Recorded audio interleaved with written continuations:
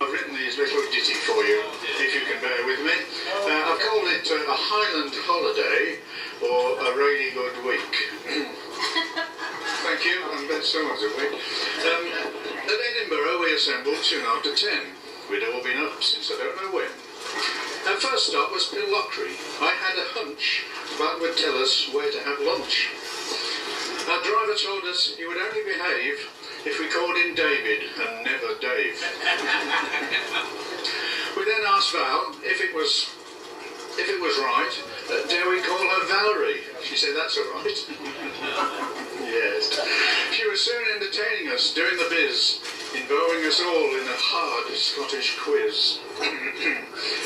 Our Highland Hotel up at Kingussie was very good, unless you're very fussy. On Friday, we drove to Inverness to find our travel plans in a mess. As at the station, after a confusing while, they cancelled the morning train to Kyle. These circumstances really depressed some men, as they had to visit Marks and Spencer's again. The PM train left after this delay, making sure, of course, we were in coach A. For a 2-hour ride to the end of the line, and luckily for us, the weather was fine.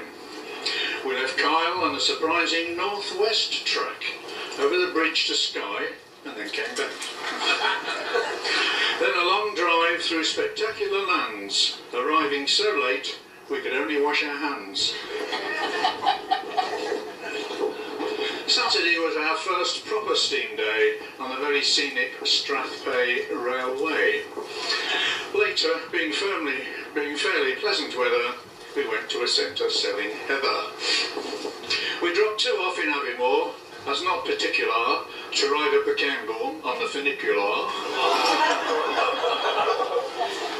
There were occasional views, plenty to see, and the toilets didn't cost anyone 30p.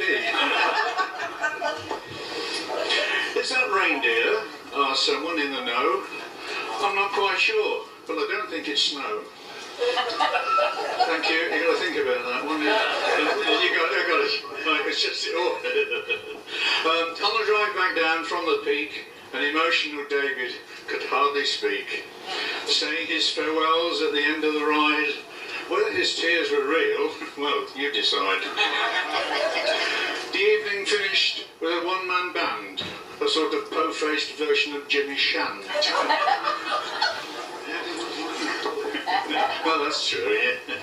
Our last day started off slightly chilly for our drive with William to Fort Willie. We visited Churchill's Commander Monument when orders for biscuits to Val were sent. Visibility to Mallaig afforded fabulous views.